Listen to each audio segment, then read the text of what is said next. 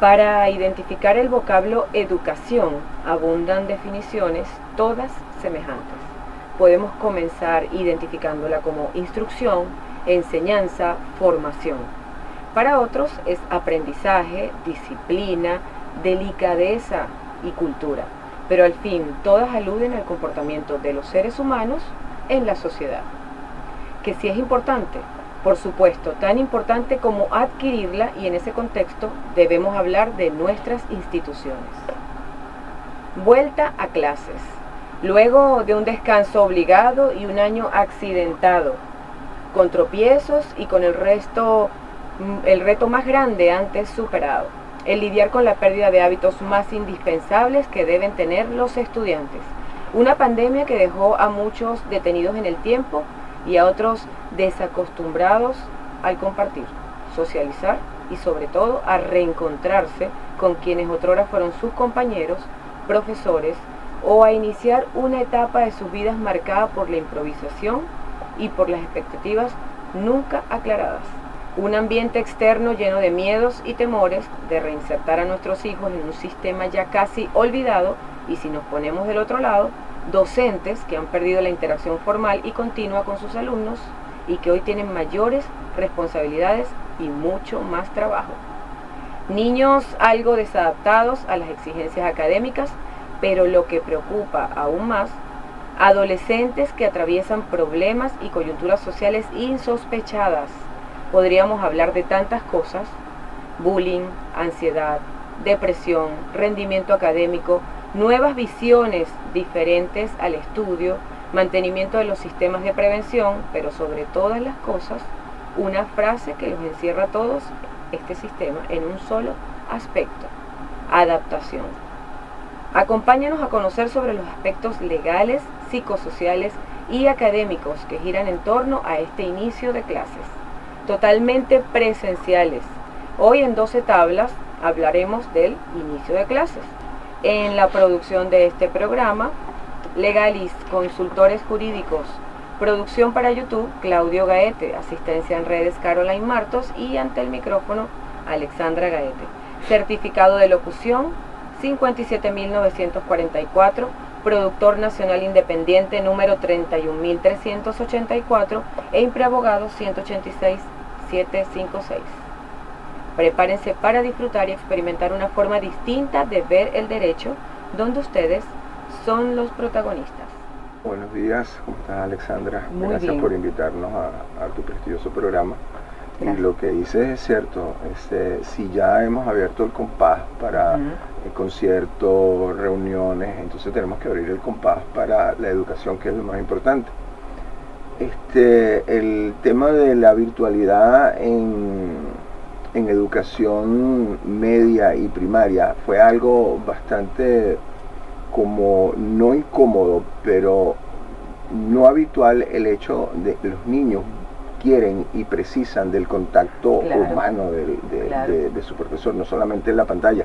Al principio, me imagino, el innovar, que estoy viendo a mi profesor del otro lado de la computadora, le fue impactante, pero después entonces vino el lado que no puedo correr en el patio, que tengo que estar en mi casa. Entonces eso chocó en el lado de los niños de primaria. Y en el lado de los niños de bachillerato, ya los adolescentes, el problema viene el deshábito, el no tener el hábito de ir a sentarse, un pupitre, escuchar la clase. Y aparte de eso también viene aquellos que hicieron ciertas artimañas para poder salir bien. Entonces esas cosas no son buenas, porque el hecho de estar virtual, yo creo que tienes que tener una madurez para poder salir bien en este caso. Total. Y en el caso de la educación inicial, primaria y bachillerato y media, debemos ser presenciales. Entonces, de verdad que fue un cambio muy drástico que no todos pudieron tomar de la misma manera. Los más pequeños fueron los más afectados. ¿Sí? Los más pequeños, en el caso de la primera etapa, que es donde ellos adquieren los hábitos. Fue muy difícil porque vienen de la etapa de preescolar, pasan a primer grado y es enfrentarse a la pizarra. Exacto. Ya no son solo juegos y el libro de la lectura Y a una autoridad diferente cosas. a mamá y papá. Exactamente. Porque también es eso, a nosotros nos enseñan que la primera persona que debes respetar después, hacerle caso, vamos a decir, después de tu mamá y tu papá, es tu maestra, claro. Sí, señor. Y fue muy complicado porque este proceso de continuidad de hábitos, porque cuando nos fuimos de pandemia, ellos apenas nos fuimos en marzo. Para esos grupos que estaban en ese momento en primer grado, el impacto fue enorme. Claro. No solo en la parte de los hábitos, la adquisición de la ortografía, de la caligrafía, eso, de la lectura. La lectura. Tomarse Hay niños hoy en día que no saben leer, ¿no? No. En tercer grado, segundo grado es súper, porque el padre que no se ponía con él, de pronto tenía una clase particular, hoy lo vemos con muchas deficiencias. Sí, y fue muy notorio con estos grupos específicos que estaban en el primer grado cuando nos fuimos de pandemia. Llegaron a la semipresencialidad con muchas deficiencias y con mucha inmadurez. Miedo de enfrentar a la maestra, de estar en el colegio, la angustia de la enfermedad. Entonces fue un impacto no solamente... Miedos y temores que a veces los mismos padres somos quienes se los transmitimos.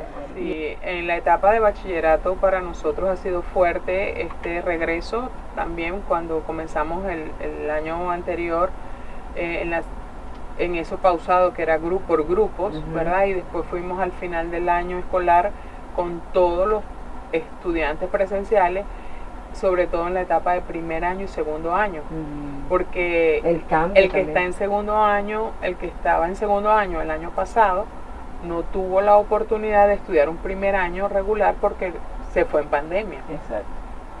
Cuando ellos van naturalmente, en condiciones normales, siempre pasar de primaria a bachillerato hay un cambio súper notorio. Sí. Son 10 materias, son 10 profesores diferentes, son formas de evaluar diferentes. Empiezas a crecer, empiezas a darle, yo les digo, ustedes son los más pequeñitos de este nivel, pero pasa rapidito y ya van a ser los más grandes. Y pasa muy rápido, de verdad que esa etapa es muy, muy rápida. Y retomar ellos, que la profesora de castellano, que el profesor de matemática, que la profesora de naturaleza, y no los vieron nunca presencialmente, fue fuerte para ellos.